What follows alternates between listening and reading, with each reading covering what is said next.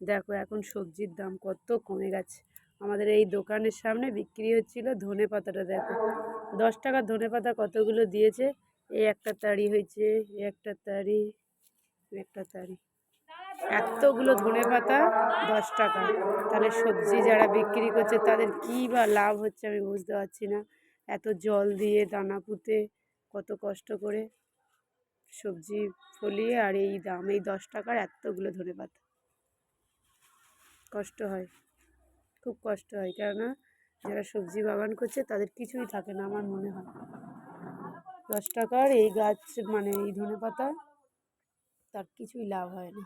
জল সার এইসব দিতে সবই চলে যায়। যাই হোক বন্ধুরা, তোমরা ভালো থেকো, সুস্থ থেকো, টাটা, বাই বাই।